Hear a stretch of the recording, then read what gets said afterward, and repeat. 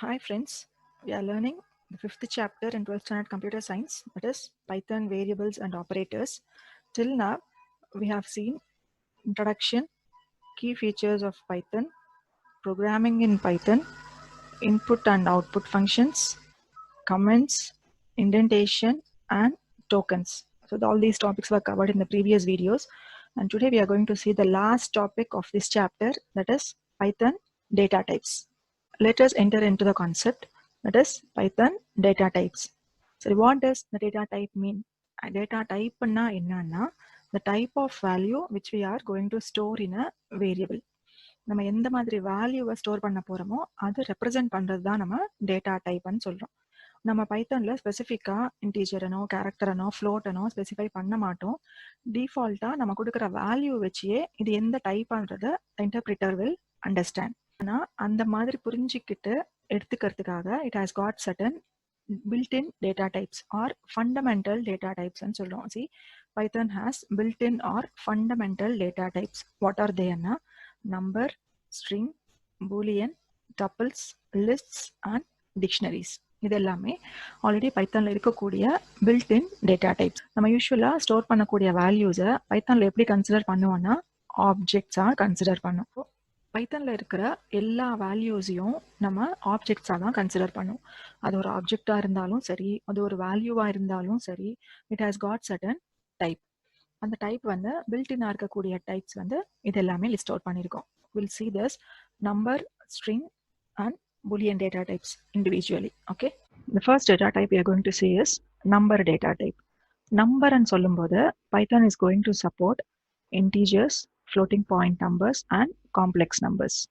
And in the integer data வந்து எப்படியெல்லாம் இருக்கலாம்னா it can be decimal or octal or hexadecimal. நம்ம decimal represent பண்ணும்போது just as usual numbers அப்படியே represent பண்ணிடுவோம்.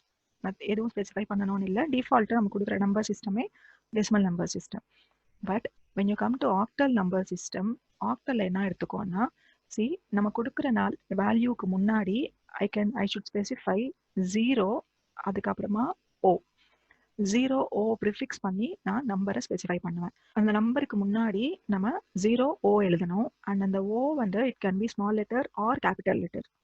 சரியா, ஸ்மால் லெட்டரா இருந்தாலும் கேபிட்டல் லெட்டர்ல இருந்தாலும் it is considered as octal value. And ஹெக்ஸாடெசிமலுக்கு வரும்போது ஹெக்ஸாடெசிமல் இன்டிஜர்ஸ் என்ன யூஸ் பண்ணுவோம்னா 0x. இந்த எக்ஸ் கூட ஸ்மால் லெட்டரா இருக்கலாம் ஆர் கேபிட்டல் லெட்டரா இருக்கலாம்.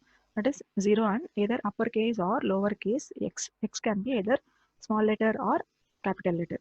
And L எதுக்காக யூஸ் பண்றோம் அப்படின்னா it is used to denote long integers. ஆனா L வந்து கேபிட்டல் லெட்டர் மட்டும்தான் கொடுக்கணும். that is only upper case letters. So see here, நம்ம இங்க எதுவுமே ஸ்பெசிஃபை பண்ணல அப்படின்னா it's taken as decimal integers. And இங்க 0O1 கொடுத்துருக்கோம். ஆக்சுவலாக நம்ம நம்பர் 102 தான், அதுக்கு முன்னாடி 0O ப்ரிஃபிக்ஸ் பண்ணியிருக்கோம். இங்கே 876, இங்கே 432. இதோட ஆக்டல் வேல்யூ தான் நம்ம ஸ்டோர் பண்ணுறோம்னு அர்த்தம். அதனால we have prefixed it with 0O. Small O இருந்தாலும் கேபிட்டல் O கூட எடுத்து கொடுத்துக்கலாம். And see the next one, for hexadecimal நம்ம capital X or small X கொடுத்துக்கலாம். இங்கேயும் 102, 876 அண்ட் 432 தான் வேல்யூஸ். அதை ப்ரிஃபிக்ஸ் பண்ணியிருக்கோம். எதை யூஸ் பண்ணினா 0 and x. அது கேபிட்டலாக இருக்கலாம், இல்லை ஸ்மால் லெட்டராக கூட இருக்கலாம். And the last one is long decimal integers. For that we have to use only capital L. இப்போ ஃப்ளோட்டிங் பாயிண்ட் டேட்டா நம்ம எப்படி ரெப்ரசென்ட் பண்ணலாம்னா which includes a decimal point. நம்மளுடைய நார்மல் இன்டிஜர் வேல்யூவே, but if it includes the decimal part we will call it as floating point. And exponential டேட்டானா என்ன சொல்கிறோம்னா அதில் டெசிமல் பார்ட் இருக்கும், அப்புறம் ஒரு டெசிமல் பாயிண்ட் இருக்கும், ஃபாலோட் பை எக்ஸ்போனென்ஷியல் பார்ட். அதில் you can have 1 or more digits. So integral part இருக்கும், டெசிமல் பாயிண்ட் இருக்கும், then exponential part followed by 1 or more digits. So we shall see the example for that. 123.34, 456.23, 156.23 இதெல்லாமே floating point values. So நம்மளுக்கு decimal part இருக்குது, integral பார்ட்டும் இருக்குது, and decimal point இருக்குது. அதுவே exponential டேட்டாக்கு வரும்போது you have 12 decimal இருக்குது, அப்புறம் டெசிமல் பாயிண்ட் இருக்குது, அப்புறம் ஒரு எக்ஸ்போனென்ஷியல் பார்ட் இருக்குது. That is followed by more than 1 or more digits. ஈக்கு அப்புறம் you can have any number of digits. So So that is exponential data. So complex numbers is made up of two floating point values, one each for the real and imaginary parts.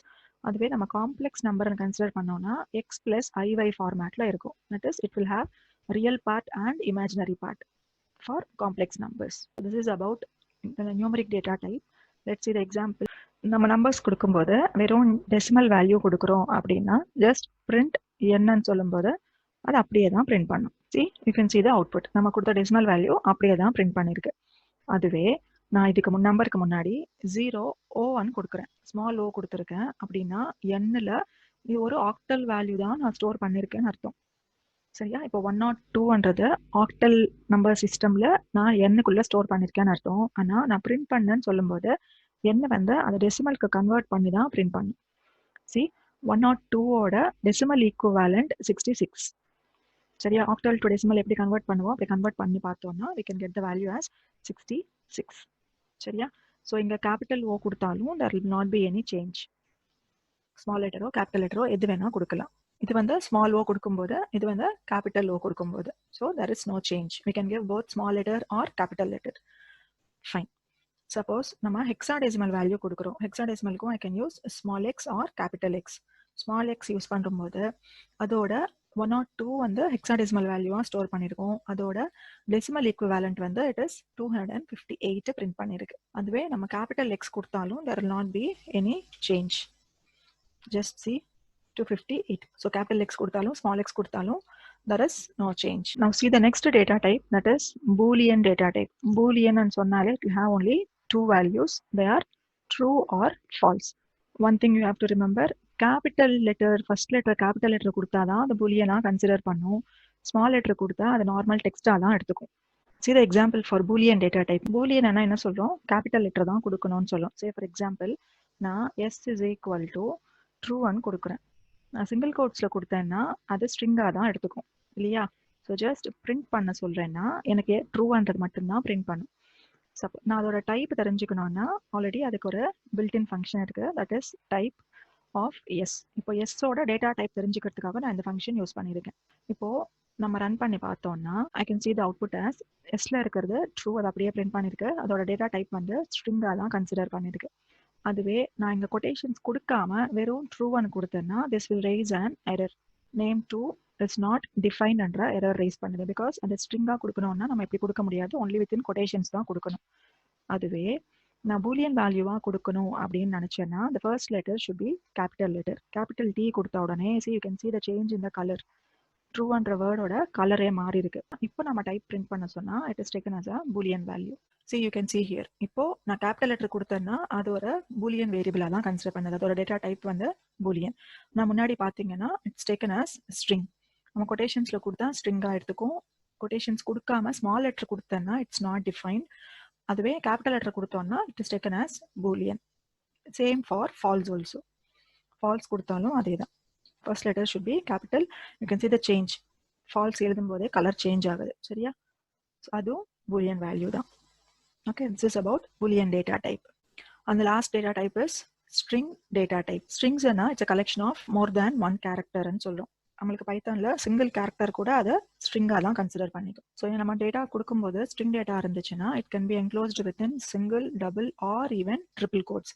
Single கோட்ஸ்ல கொடுத்தாலும் double கோட்ஸ்லயும் கொடுக்கலாம், or triple கோட்ஸ்குள்ள கூட நம்ம ஸ்ட்ரிங்ஸை declare பண்ணிக்கலாம். So see here single கேரக்டரை கொடுத்துருக்கும். அது சிங்கிள் கோட்ஸ்ல கொடுத்தாலும் டபுள் கோட்ஸ்ல கொடுத்தாலும் அக்செப்ட் பண்ணிக்கும். இங்க கலெக்ஷன் ஆஃப் கேரக்டர்ஸா கொடுத்துருக்கோம். So it is taken as double quotes. இதுக்கும் சிங்கிள் கோட்ஸ் கொடுத்தாலும் அக்செப்ட் பண்ணிக்கும். And see here multi line data தான் நம்ம ட்ரிபிள் கோட்ஸ்ல யூஸ் பண்ணுவோம். We'll see about that in 8th chapter. Strings and string manipulations chapter இருக்கு. There we'll learn about strings. அதோட quotationsக்குள்ள எப்படி கொடுக்கறது, எப்படி access பண்ணுவோன்றது we shall learn in detail. Okay. See the examples for string data type.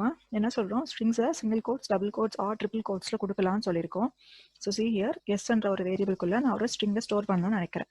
For example, நான் ஒரு character store பண்ணணும்னா I can give single quotesக்குள்ள h ன்னு கொடுக்குறேன். இப்போ அதை பிரிண்ட் பண்ண சொன்னா it will print h. Okay.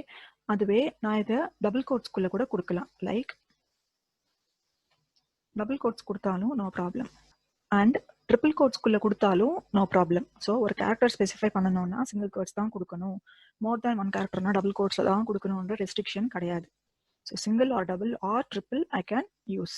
The same for more than one character also. பைத்தனான்னு எழுதுறேன்.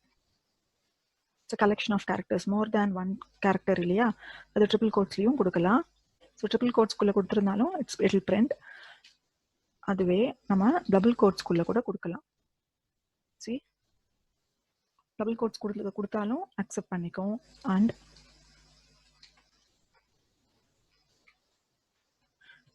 சிங்கிள் கோட்ஸ்குள்ளே கொடுத்தாலும் அக்செப்ட் பண்ணிக்கும். சிங்கிள் கோட்ஸ்குள்ளே மோர் தேன் ஒன் கேரக்டர் கொடுத்தாலும் it's considered as a string. நம்ம ஒரு டிஃபரன்ஸ் என்னன்னா, ட்ரிபிள் கோட்ஸுக்கு மட்டும் நம்ம multi line characters, multi line ஸ்ட்ரிங்ஸை ரெப்ரசென்ட் பண்ணுறதுக்காக யூஸ் பண்ணுறது triple quotes. We'll see about that in detail in 8th chapter. So with this, 5th chapter comes to an end. If you have any doubt, you can please post in the comment. Thank you.